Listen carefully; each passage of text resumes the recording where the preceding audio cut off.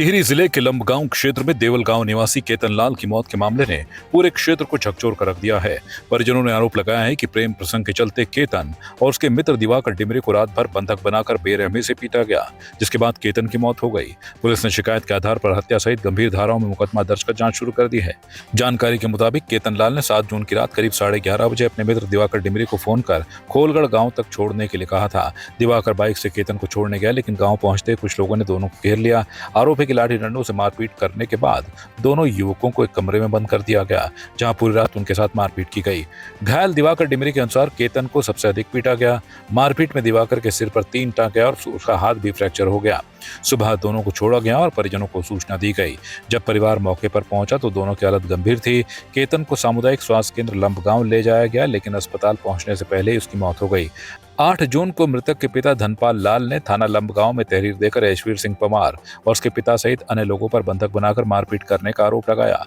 मामले की गंभीरता को देखते हुए पुलिस ने मुकदमा दर्ज कर विशेष जांच टीमों का गठन किया है। नामजद आरोपियों से पूछताछ जारी है और पुलिस हर पहलू की जांच कर रही है।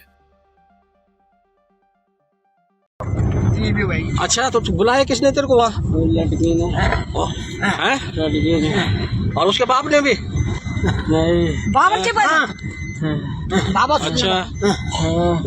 बाप ने मुझे बहुत गंदा मारा है, बहुत ज्यादा गंदा। तलवार के काट तुम सिर फोड़ रखा है। एक लड़का मेरे साथ दूसरे भी था, उसका सिर फोड़ दिया डंडे से।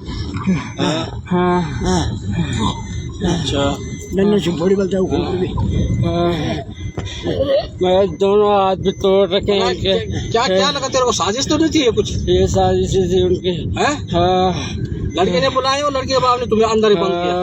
साजिश तो नहीं थी ऐसी ना कुछ? मुझे ऐसे लग रहा है साजिश थी। साजिश थी ना? किसको मारना है? पक्की बात? पक्की बात। तो फिर और क्या क्या हुआ? बहुत गंदा मारे मुझे। उसके दादा ने भयंकर बेल्टी बेल्ट और लट्टी से दांत कूटते हैं, उससे भी डंडे से दांत कूटता है, इतना मोटा डंडा। उससे भी मारा तुझे? लड़के ने, उसका दादा बाप ने। दादा भी था? हाँ, दादा मारे बोलो बाप। अच्छा, ये मतलब साजिश के तौर पे तुझे बुलाया गया और फिर तेरे को पीटा गया। पक्की बात है ना? ये तेरे को कन्फर्म पता है? कन्फर्म पता है। क्या हुआ? क्या कैन मारी? कोई बलचारी ये सुने बलता उन्होंने चावल जिप से वाव था। आप फसन इन लड़की के बाद हमारे सावल वही समझा तुम या खंड में चाहिए खंड वही बह गए। हम 11 बजे रात का 2 लड़का गया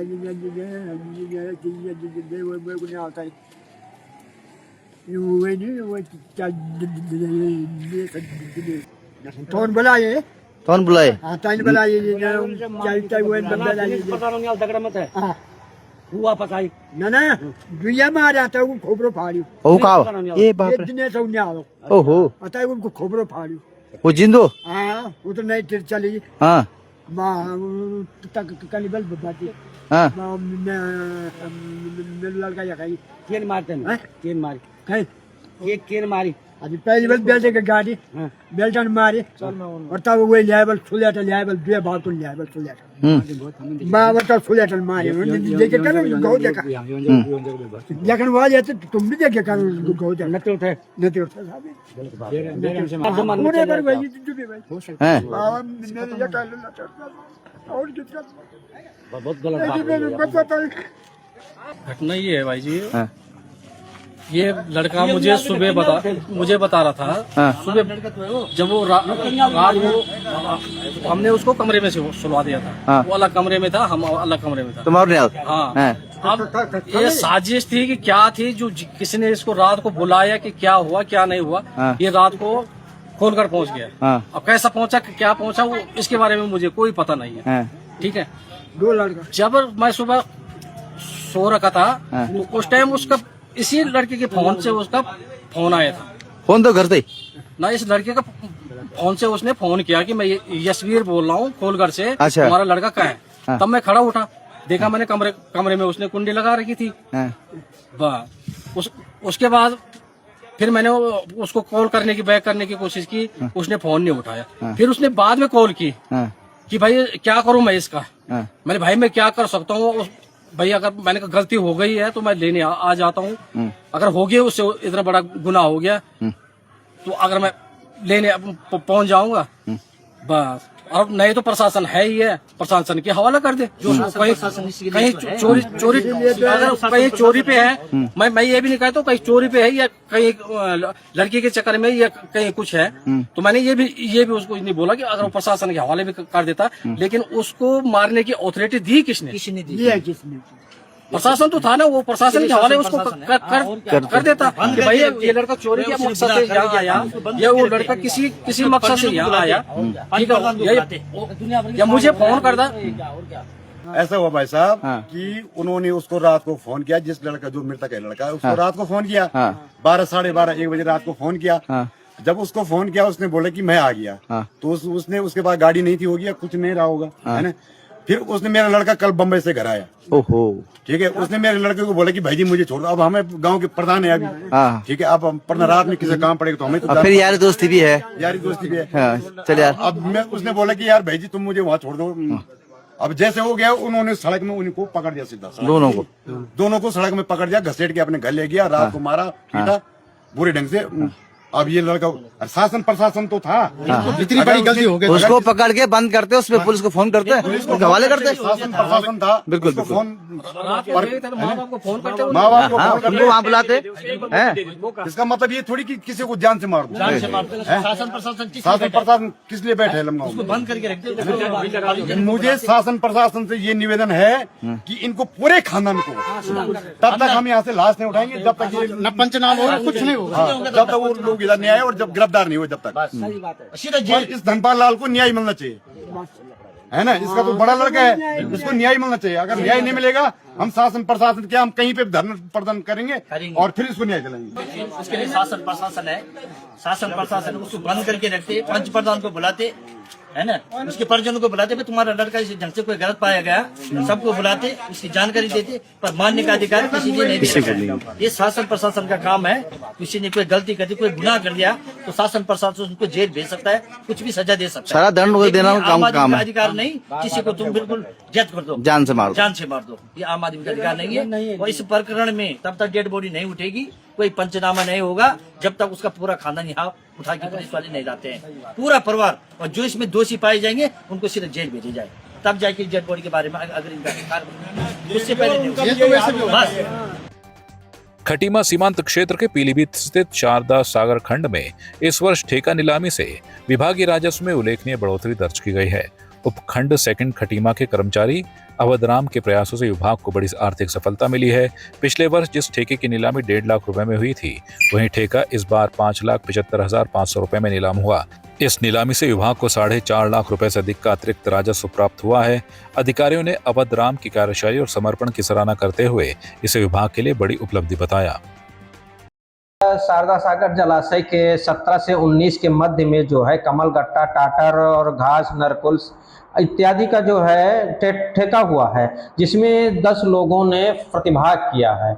हमारे निरीक्षण भवन स्थित खटीमा में 10 लोगों ने प्रतिभाग किया है। तो 10 प्रतिभागियों में पहला जो सबसे मैक्सिमम बोली गई है श्री राजन जी ने भेजा। श्री राजन जी ने, जिनकी अधिकतम बोली गई है 5,75,500 पे जो है ये फाइनल हुआ है। और दूसरे स्थान पे 5,75,000 पे रहे श्री सच्चिदानंद जी मौर्य। तो ये हमारा इसका बोली छूटी है, जो ये हमारी मेरे कार्यकाल की सबसे पहले राजस्व की उपलब्धि सरकार को होगी। बहुत अच्छा कार्य रहा। ये जो हमारी हुई है बैरियर की हुई है, जो 22,200 पे हमारा बैरियर है शारदा सागर जलाशय के बंधे के टॉप पे आवागमन के हेतु पब्लिक के, उसका बैरियर का हुआ है। तो उसका ठेका हमारा जो गया है मैक्सिमम 60,500 पे गया है, जिसका जो है श्री यूनो इंफ्रा इंजीनियर्स के नाम से हुआ है। ये क्या कहते हैं कि उसके रहने वाले हैं, बरेली के रहने वाले हैं, जिनके नाम गया है। दूसरे स्थान पे श्री विष्णु जी का रहा है, 60,000 पे रहा है।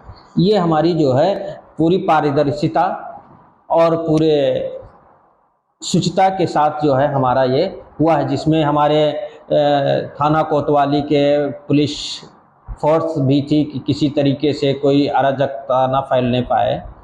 तो ये हमारा पूरी तरीके से पारदर्शितापूर्ण। बागेश्वर जनपद में जिलाधिकारी अपूर्वा पांडे की अध्यक्षता में जिला कार्यालय सभागार में जन सुनवाई का आयोजन किया गया। जनता दरबार में पेयजल, विद्युत, आपदा, पेंशन, राजस्व समेत विभिन्न विभागों से जुड़ी कुल 27 शिकायतें प्राप्त हुई। जिलाधिकारी ने सभी मामलों के त्वरित और गुणवत्तापूर्ण निस्तारण के लिए संबंधित अधिकारियों को आवश्यक निर्देश दिए हैं। जन सुनवाई शुरू होने से पहले जिलाधिकारी ने लंबित शिकायतों और पूर्व में प्राप्त प्रकरणों की विभागवार समीक्षा की।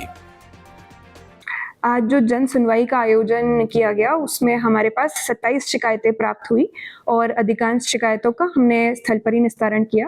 परंतु जिन शिकायतों में विभाग के माध्यम से प्रस्ताव प्राप्त किए जाने हैं या फिर कोई लंबी कार्रवाई अपेक्षित है, उस हेतु विभाग को निर्देशित कर तुरंत इसमें अपना कंप्लायंस रिपोर्ट देने के निर्देश दिए गए हैं।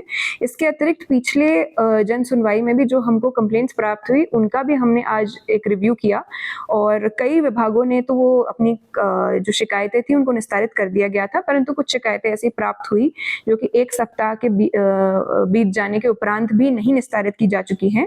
तो उनमें भी विभागों को निर्देशित किया जा चुका है। इस प्रकार का पुरानी जन सुनवाइयों का रिव्यू लगातार चलता रहेगा, निरंतर चलता रहेगा।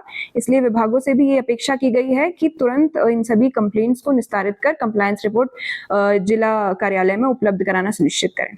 आपकी इस पर क्या राय है, हमें कमेंट कर जरूर बताएं। इसके साथ ही आप हमारे YouTube चैनल को सब्सक्राइब कीजिए। आप हमें Facebook, Instagram, Twitter पर फॉलो भी कर सकते हैं और संवाद 365 के साथ एक क्लिक में जुड़ने के लिए डाउनलोड कीजिए संवाद 365 ऐप।